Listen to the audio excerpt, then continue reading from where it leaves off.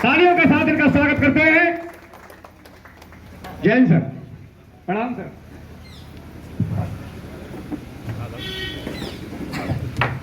देखिए, हमें जिनका बेताबी से इंतजार था, हमारे जिलाधिकारी महोदय, हमारे कप्तान साहब, तालियों के साथ स्वागत करें, तालियों के साथ स्वागत करें।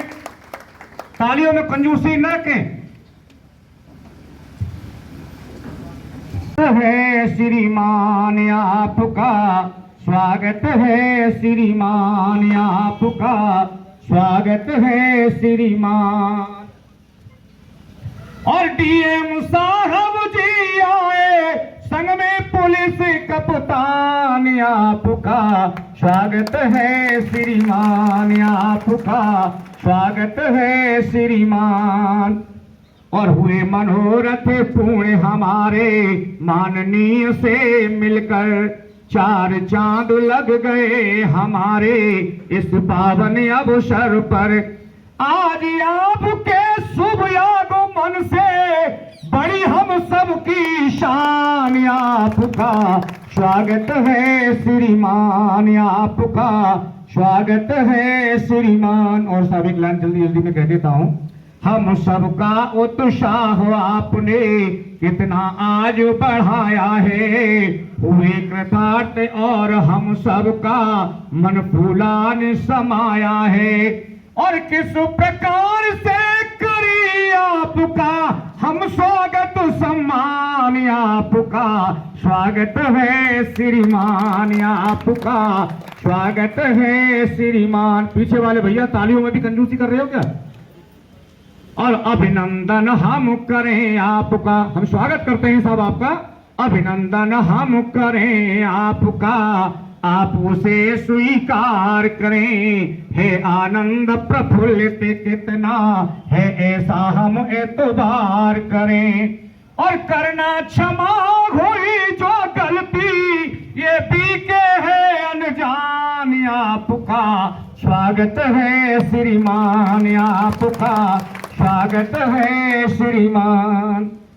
हार को जीत की दुआ मिल गई, तप्त मौसम में ठंडी हवा मिल गई। आप आए जिलाधिकारी महोदय, कप्तान साहब, तो यूं लगा जैसे दिल को दर्द की दवा मिल गई, दिल को दर्द की दवा मिल गई। इसी विषय में साहब से कि अपने जो भी दिशा निर्देश है अपने विचार व्यक्त करें, जिससे हम उसे स्वीकार करें। हमारे एसडीएम साहब। आदरणीय जिलाधिकारी महोदय, माननीय कप्तान साहब, सीओ साहब, इंस्पेक्टर साहब तथा यहाँ पर उपस्थित हमारे सभी गणमान्य नागरिक प्रत्याशीगण, आज जो यह अति महत्वपूर्ण बैठक जिलाधिकारी महोदय और कप्तान साहब के निर्देशन में हो रही है, वो निर्वाचन से संबंधित है। खासकर ये महाराजा नगर पालिका में कुल 25 बूथ हैं, जिसमें संवेदनशील बूथों की संख्या 13 है, अति संवेदनशील बूथ 2 हैं और अति संवेदनशील बूथ +1 है, जो अभी जिलाधिकारी महोदय और एसएसपी महोदय ने जो है देखा है। वहाँ पर देख करके हम वापस आ रहे हैं। इसके अतिरिक्त जो निर्वाचन से संबंधित हमें ध्यान रखने जो चीज़ें हैं, उस पर ही हम बताना चाहेंगे कि जो भी गाड़ियों का प्रयोग करें आप बिना परमिशन के नहीं करें, क्योंकि बिना परमिशन के करेंगे तो गाड़ी सीज भी होगी और दूसरा आपके खर्चे में जुड़ेगी। खर्चा अगर आपका निर्धारित मानक से ज़्यादा होता है, तो अगर आप जीत भी जाते हैं तो बहुत संभावना ये रहती है कि आपका जीता हुआ पद छीन सकता है। दूसरी बात यह है कि आप जहाँ भी पोस्टर लगाएं, वो कृपया निर्धारित स्थान सरकारी स्थानों पर नहीं लगाए जाएंगे किसी भी दशा में। और प्राइवेट में भी अगर किसी के घर पे आप पोस्टर लगाते हैं तो निश्चित रूप से उस घर के मालिक से आपको अनुमति लेनी होगी। इसके अतिरिक्त जो भी आप निर्वाचन से संबंधित सामग्री छपवाएंगे, उसमें आप उनकी संख्या का उल्लेख जरूर करेंगे, प्रिंटिंग प्रेस का उल्लेख जरूर करेंगे। अगर ऐसा नहीं करते हैं तो वो अवैध सामग्री मानी जाएगी और हम लोगों के पकड़ में आती है तो सीज की जाएगी। इस समय एक और है कि किसी भी तरह से निष्पक्ष निर्वाचन करवाना हम लोगों का दायित्व है, जिम्मेवारी है। इसके लिए किसी भी प्रकार से मतदाताओं को कोई लालच नहीं दिया जाए, ना पैसे का, ना खाने का, ना पीने का। अगर ऐसा कोई करता हुआ पाया जाता है तो आचार संहिता का उल्लंघन होगा और आदर्श आचार संहिता के अंतर्गत जो भी कार्रवाइयाँ होंगी वो की जाएंगी। इसके अतिरिक्त एक और है कि सभासद का क्षेत्र बहुत छोटा होता है, इसलिए वो अपने खर्चे का जरूर ध्यान रखें। अनावश्यक गाड़ियों की परमिशन लेंगे, खर्चे में जुड़ेगा और वो निर्धारित खर्चे से ऊपर चला जाएगा। इसी प्रकार से हम लोगों ने भ्रमण भी किया है। किसी भी तरह से हम लोग शांतिपूर्वक कुशल तरीके से मतदान को संपन्न करवाएंगे और भयमुक्त होकर के सभी लोग मतदान करें, यही निर्वाचन आयोग की मंशा है और हम लोगों का उत्तरदायित्व भी यही है कि सभी व्यक्ति निष्पक्ष होकर के अपने मत का प्रयोग करें। दूसरा, मतदान के दिन की बात मैं आप लोगों से शेयर करना चाहूँगा कि मतदान बूथ पर भीड़ नहीं लगाएं। बाहर अगर आप जो बस्ता लगाते हैं वहाँ पर 5 व्यक्तियों से ज़्यादा की संख्या नहीं रखें, क्योंकि आदर्श आचार संहिता के साथ साथ धारा 144 भी लगी हुई है, उसमें 5 व्यक्ति से ज़्यादा एक स्थान पर नहीं रुक सकते हैं। क्योंकि वोटर लिस्ट आपके पास होती है, आप पहले से ही अपने पर्ची उनको बता सकते हैं, तो एक जगह पर भीड़ लगाने की कोई ज़रूरत नहीं है। इसी प्रकार से कोई भी व्यक्ति किसी भी तरह से संदिग्ध होता है और वो गांव में दिखाई पड़ता है तो आप हम लोगों के फ़ोन पर जो बूथ पे लिखे हुए हैं, हर जगह पे फ़ोन लिखा हुआ है, उस पर सूचना दे सकते हैं। हम लोग आपका नाम गुप्त रखते हुए त्वरित कार्रवाई करेंगे और कोई भी संदिग्ध गतिविधियाँ अगर आपको दिखती हैं तो फ़ोन पे हम लोगों को बता सकते हैं। हम लोग तत्काल एक्शन लेंगे और कार्रवाई करेंगे। एक चीज़ और हम आप लोगों से रिक्वेस्ट करना चाहेंगे कि बाहर के लोगों को घर पे नहीं रुकने दें। रिश्तेदार अगर हैं तो 2-3 संख्या होती है, अगर किसी घर में 10-20 लोग रुके हुए हैं तो ये माना जाएगा वो संदिग्ध व्यक्ति हैं, और अगर वो बाहर के लोग हुए तो उनको कारण बताना पड़ेगा, और बिना उचित कारण के वो घर में पाए जाते हैं तो धारा 144 का उल्लंघन मानते हुए उनके खिलाफ कार्रवाई अपेक्षित हो जाएगी और वो हमें करनी पड़ेगी। तो कृपया इसका भी ध्यान रखें। बूथ के दिन हम लोगों ने सभी बूथ पर व्यवस्था कर रखी है, छाया की भी व्यवस्था होगी। शांतिपूर्वक अपना वोट डाल करके घर जाएं और जिसको चाहें आप स्वतंत्र हैं इसके लिए, जिस प्रत्याशी को वोट देना चाहें वोट दें और अपने घर जाएं। इसी प्रकार से कोई भी व्यक्ति इस तरह से बैठ करके वहाँ अनर्गल प्रचार नहीं करेगा, किसी पे कोई टिप्पणी नहीं करेगा। अगर ऐसा भी करता है तो वो भी आदर्श आचार संहिता का उल्लंघन माना जाएगा। इसके अतिरिक्त असलाहों के संबंध में भी हम आप लोगों से रिक्वेस्ट करेंगे, अनावश्यक असलाह घर पे नहीं रखें। कोशिश ये करें कि उनको जमा करवा दें, क्योंकि उसमें आपकी भी सुरक्षा है और इलेक्शन कमीशन के निर्देशों का भी पालन होगा। तो इसी के साथ हम लोग निष्पक्ष मतदान करवाने के लिए पूरी तरह से दृढ़ प्रतिज्ञ हैं और निष्पक्ष निर्वाचन करवाएंगे। आप लोग स्वतंत्रतापूर्वक, निर्विघ्नतापूर्वक, भयमुक्त होकर के अपना मत का प्रयोग करें। इसी के साथ हम अपनी बात समाप्त करते हैं। जय हिंद, जय भारत। हुए हैं और यहाँ की ये परंपरा रही है कि कभी भी नगर पालिका के इलेक्शन में कभी भी कोई गड़बड़ी नहीं हुई, ना आपस में कोई लड़े। अब मैं ज़्यादा बात नहीं करूँगा, आप लोग हाथ उठा के इत्मीनान दिला दीजिए कि हम लोग सब साथ में हैं और किसी तरह का वो नहीं होगा, सब मिलकर शांतिपूर्वक करेंगे सब लोग। ठीक, धन्यवाद। बहुत बहुत धन्यवाद। फिर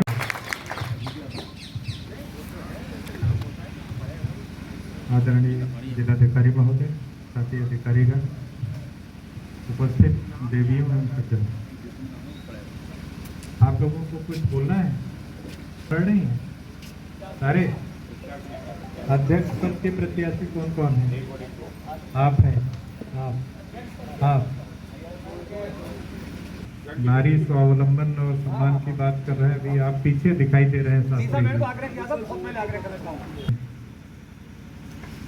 इसके लिए जहाँ जहाँ से संभावनाएं हैं उन जनपदों से वोटर लिस्ट उसको भी चेक कराएंगे हम।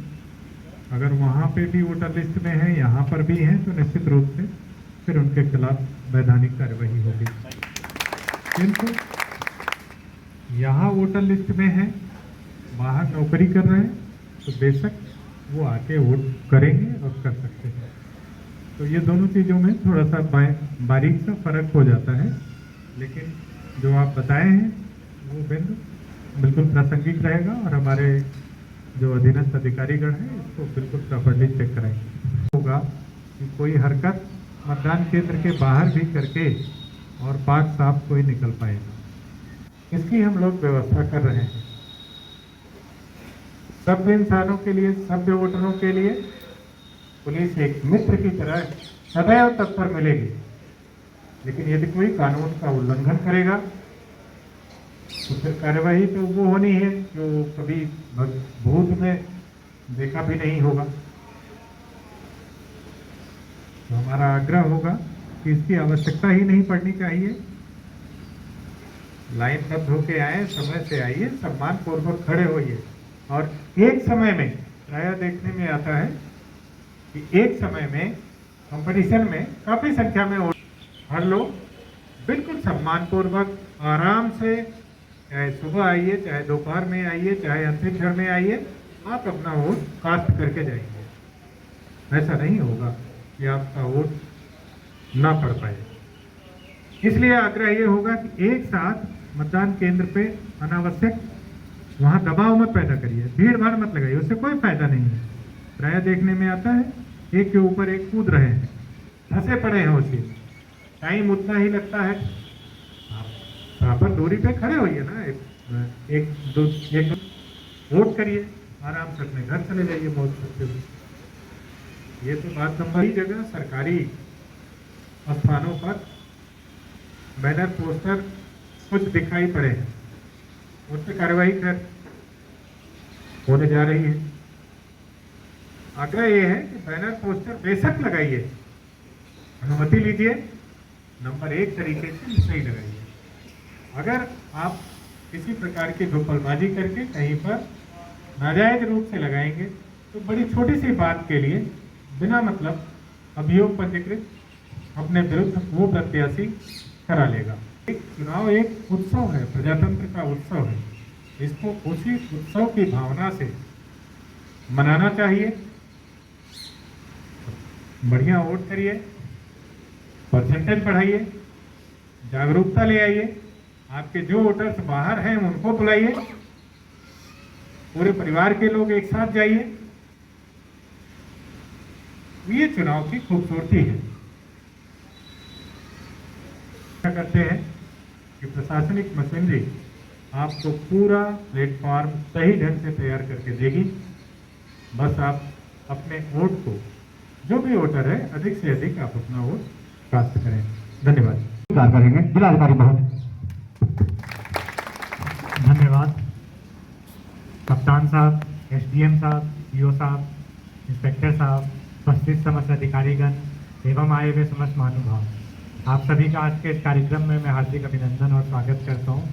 आपको एसडीएम साहब ने विस्तार से बताया जो आदर्श आचार संहिता के जो नियम हैं, जो आपको पालन करने हैं, उसके बारे में सभी को, जितने भी प्रत्याशी यहाँ पे आए हैं, सभी को विशेष रूप से समझाया गया है। कप्तान साहब ने डिटेल में आपको व्यवस्थाओं के बारे में बताया है कि क्या क्या हम लोग की व्यवस्थाएं उस दिन रहेंगी और क्या आपको किस तरह से आपको अपना आचरण रखना है। तो काफ़ी कुछ कवर मेरे पूर्व के वक्ताओं ने कर लिया है। कुछ चीज़ें मैं पुनः दोहराना चाहूँगा और बताना चाहूँगा। आप लोग सब लोग जानते हैं कि मतदान जो हमारे यहाँ होना है 11 तारीख को होना है। 11 मई को मतदान होगा और 13 मई को मतगणना होगी। मतगणना का स्थल जो है वो हमारा मंडी परिषद है। जितने भी हमारे नगर निकाय के अध्यक्ष के और वार्ड के जितने भी सभी के मतलब जो है मतगणना एक ही जगह होगी। पार्टी की रवानगी और अराइवल दोनों चीज़ एक ही जगह है। अगर आप लोग देखना आना चाहें पार्टी को जाते टाइम या फिर जब बक्से जमा हो रहे हैं तो उस टाइम भी आप लोग मंडी परिसर में आके देख सकते हैं। एक आप लोग का आईडी कार्ड वो बनवाना होगा। अगर आप अपने स्वयं अगर प्रत्याशी ना आकर अगर एजेंट को भेज रहा है तो उसके एक आईडी कार्ड बनेगा। एक जो बहुत इम्पोर्टेंट विषय जो मतगणना के टाइम में आता है, क्योंकि मतगणना में भी बहुत ज़्यादा टाइम नहीं है और आप लोग सब लोग मतदान पे फोकस तो कर ही रहे हैं। मैं आप सबसे अनुरोध करूँगा कि मतगणना में भी, काउंटिंग में भी जो आपके एजेंट लगेंगे उनका आप अभी से तय कर लीजिए, उनका लिस्ट 12 को सभी एजेंट बन जाने हैं। तो अभी से आप लोग इसकी भी तैयारी करके रखिए कि आपको किनको किनको एजेंट बनाना है। उनके भी आईडी कार्ड इशू होंगे, तभी वो वहाँ पे जो हमारी मतगणना काउंटिंग सेंटर है तो वो वहीं पे प्रवेश कर पाएंगे। तो मैं सभी से अनुरोध करूँगा कि जो भी आपको एजेंट्स बनाने हैं उनको अभी से चुन के रखिए, उनका आवेदन कर दीजिए कि जिससे उस टाइम पे कठिनाई ना हो। अब हम लोग अभी के कार्रवाई जो अभी आपको 11 तारीख तक जो कार्रवाई करनी है उस पर हम लोग थोड़ा सा चर्चा कर लेते हैं। एक तो विषय जो हमें अभी देखने को मिला, जो कप्तान साहब ने भी बताया कि बहुत जगह सरकारी भवनों पर पोस्टर लगा दिए गए हैं जो बिल्कुल इलीगल है। हमारे स्कूल पे कई जगह जो बेसिक के स्कूल हैं, अस्पताल हैं कुछ यहाँ आसपास, और कुछ बिजली के खंभे हैं या फिर PWD के साइन बोर्ड्स हैं, उन पे पोस्टर चिपका दिए गए हैं किन्हीं प्रत्याशियों के द्वारा। मैं आप सभी लोगों से अनुरोध करूंगा कि जितने भी पोस्टर लगे हैं उसको आप लोग स्वयं हटवा लीजिए। हम लोग इस पर चेकिंग भी करवा रहे हैं और भविष्य में अगर पाया जाता है हम लोग दोबारा इसको चेक कराएंगे और अगर पाया जाता है तो हम लोग उस पर फिर FIR भी दर्ज कराई जाएगी। तो मेरा सभी लोगों से अनुरोध होगा कि एक बार आप लोग भी जो भी प्रत्याशी यहाँ आए एक बार चेक कर लीजिए। ये गलत है, किसी भी सरकारी भवन पे या कोई भी हमारे सरकारी प्रॉपर्टी पे नहीं लगाया जा सकता है, किसी प्रकार का प्रचार प्रसार नहीं किया जा सकता है। अभी एक जगह देखने को मिला कि बूथ था वहाँ पे और बूथ पे ही मतलब 2-3 प्रत्याशियों ने अपना अपना पोस्टर लगाया हुआ था, जो बहुत गलत है। बूथ पे तो बिल्कुल भी अलाउड नहीं है, ना ही किसी सरकारी भवन पे। तो सभी लोगों से मेरा अनुरोध होगा कि आप लोग इसका विशेष ध्यान दीजिए। कई बार आप लोग ये काम खुद ना करके आप लोग जनरली किसी और को ठेका दे देते हो। आपने किसी आदमी को ठेका दे दिया, किसी प्रिंटर को ठेका दे दिया कि 1000 पोस्टर छपवा के हमारे एरिया में लगवा दो, और वो जगह जगह लगवा देता है और वो इसको चेक नहीं करता है। कई बार आपको भी जो प्रत्याशी होते हैं पता नहीं होता है कि आपका पोस्टर कहाँ लगा है। तो एक बार आप स्वयं भी इसको चेक कर लीजिए आपके अपने क्षेत्र में, क्योंकि कार्रवाई फिर आप ही के ऊपर होती है। जो जिस प्रत्याशी का पोस्टर मिलेगा उसी के ऊपर कार्रवाई की जाएगी, उसी के ऊपर FIR दर्ज कराया जाएगा। तो मेरा सभी लोगों से अनुरोध होगा कि इसको आप लोग स्वयं एक बार चेक करके इसको हटवा लीजिए। बाकी जो आदर्श आचार संहिता के नियम SDM साहब ने बताए हैं, जो परमिशन आपको लेके काम करने हैं, उन सभी का अनुरोध होगा कि परमिशन लेके ही करें। कई बार ये देखने को मिलता है कि गाड़ी की परमिशन एक गाड़ी की ली गई है और 3 और 4 गाड़ी चलाई जा रही है उसी का फोटोकॉपी लगा के। अभी भी हम लोग रास्ते में आ रहे थे तो एक गाड़ी ऐसी पकड़ी गई कि वहाँ पे गाड़ी का परमिशन किसी और गाड़ी का था और उसको लगा के कोई चला रहा था। तो मैं सभी लोगों से अनुरोध करूँगा कि ये इस तरह की इंसिडेंट नहीं होने चाहिए। अगर आप एक गाड़ी की परमिशन ले रहे हैं तो आप एक गाड़ी चलाइए, नहीं तो आप 4 चलाना चाहते हैं तो आप 4 की परमिशन लीजिए। बिना परमिशन ये नहीं करिए कि एक गाड़ी की परमिशन ली है और 4 गाड़ी चला रहे, क्योंकि अब चेकिंग धीरे धीरे बढ़ जाएगी। 6 तारीख को हमारे ज़िले में ऑब्जर्वर साहब भी आ जाएंगे, तो वो भी राउंड पे निकलेंगे और हमारी भी FSP टीमें, जो फ्लाइंग स्क्वाड है, स्टैटिक सर्वेलेंस टीमें, सब चीज़ें राउंड पे हैं। अब सेक्टर मजिस्ट्रेट और सेक्टर पुलिस ऑफिसर भी 2-3 दिन में वो लोग भी एक्टिव हो जाएंगे, तो हम लोग सभी एरिया इसको कवर कर पाएंगे। तो मेरा सभी से अनुरोध होगा कि जो भी आप करिए वो परमिशन लेके करिए, जिस चीज़ के लिए परमिशन की आवश्यकता है। क्योंकि कहीं भी कोई अगर MCC का वायलेशन पाया जाता है या धारा 144 का उल्लंघन पाया जाता है तो उसमें सख्त कार्रवाई की जाएगी। तो सभी से अनुरोध होगा कि परमिशन लेके आप बिल्कुल करिए। तीसरी जो महत्वपूर्ण बात है वो है कि 48 घंटे से पहले, मतदान समाप्ति के 48 घंटे पहले, मतलब 11 तारीख है तो 9 बजे की शाम 6 बजे से हमारा प्रचार जो है वो समाप्त हो जाएगा। उसके पहले ही आप प्रचार कर सकते हैं, परमिशन लेके भी, जहाँ परमिशन की आवश्यकता है। उसके बाद किसी तरह का कोई प्रचार नहीं होगा।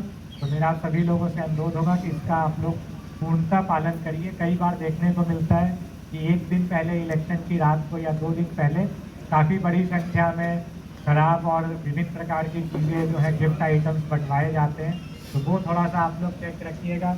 अगर कहीं भी इस तरह की घटना पाई जाती है तो उस पर सख्त कार्रवाई की जाएगी, क्योंकि कोई ना कोई देखिए हमें या पुलिस को सूचना दे ही देता है। आप कहीं भी बंटवाएंगे, कुछ भी बंटवाएंगे तो वो सूचना प्रशासन तक या पुलिस तक पहुंच ही जाती है। और सबके पास मोबाइल फ़ोन है, कोई ना कोई वीडियो बना लेगा, फ़ोटो खींच लेगा और शिकायत अब बहुत आसानी से कर सकता है। सभी लोगों से अनुरोध होगा कि इस पर आप लोग विशेष सतर्कता बरतिए। अगर कहीं भी कोई इस तरह की चीज़ पाई जाती है कि शराब बंटवाई जा रही है या साड़ियाँ बंटवाई जा रही हैं या कोई और गिफ्ट आइटम बंट रहे हैं, तो उस पर सख्त कार्रवाई की जाएगी। इसके बाद जो इलेक्शन की जो व्यवस्था है, जो पोल डे वाली व्यवस्था रहेगी, हम लोग हर बूथ पे वीडियोग्राफर तैनात कर रहे हैं। इसके अलावा फोर्स की पर्याप्त व्यवस्था है, तो कहीं भी ऐसा नहीं लगेगा आपको कि कहीं पे फोर्स की कमी है या कम लोग हैं। इसके अलावा मोबाइल फोर्स भी हमारी काफ़ी रहेगी। Sector magistrate, sector police officer, अलग से मोबाइल टीमें हर थाने पे दी गई हैं, तो पर्याप्त व्यवस्था रहेगी फोर्स की। और ये क्योंकि नगर निकाय का चुनाव है तो डिस्टेंस बहुत ज़्यादा नहीं है। ग्रामीण क्षेत्र में होता है तो उसमें कई बार हो जाता है कि कोई बूथ बहुत रिमोट एरिया में है या पहुंचने में बहुत टाइम लग रहा है। यहाँ पे ऐसा नहीं होगा। हम लोग 3 या 4 पोलिंग सेंटर लोकेशन पे एक सेक्टर मजिस्ट्रेट और सेक्टर पुलिस ऑफिसर डिप्लॉय कर रहे हैं, तो पर्याप्त संख्या में फोर्स रहेगी।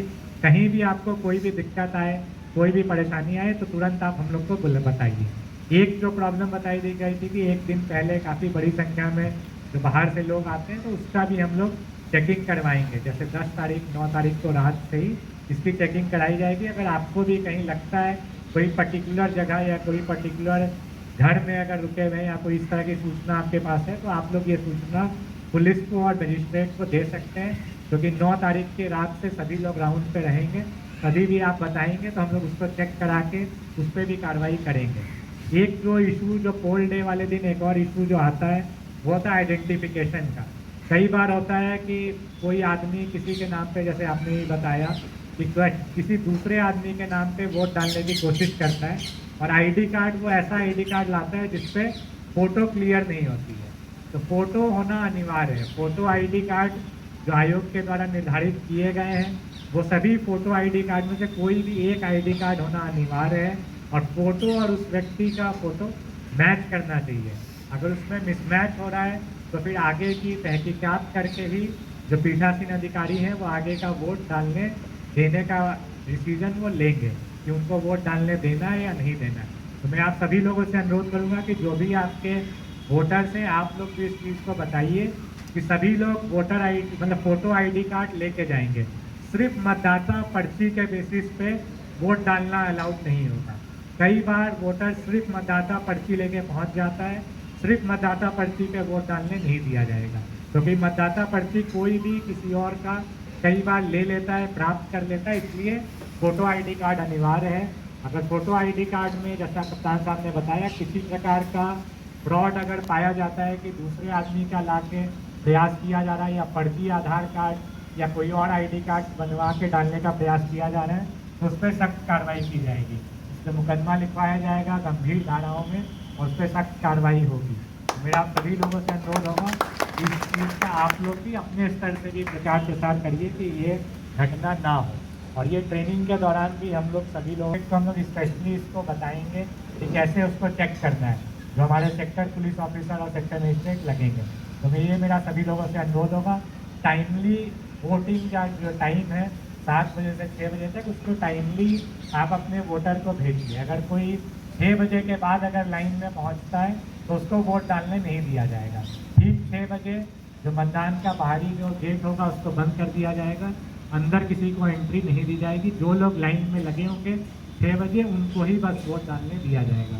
तो सभी लोगों से अनुरोध होगा कि टाइमली आप लोग अपने वोटर को भेजिएगा वोट डालने के लिए, जिससे कि उनको एंड में कोई परेशानी इस तरह की ना आए।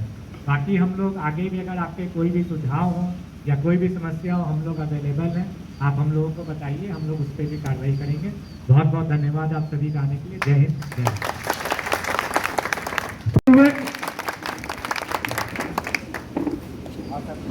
प्रणाम सर।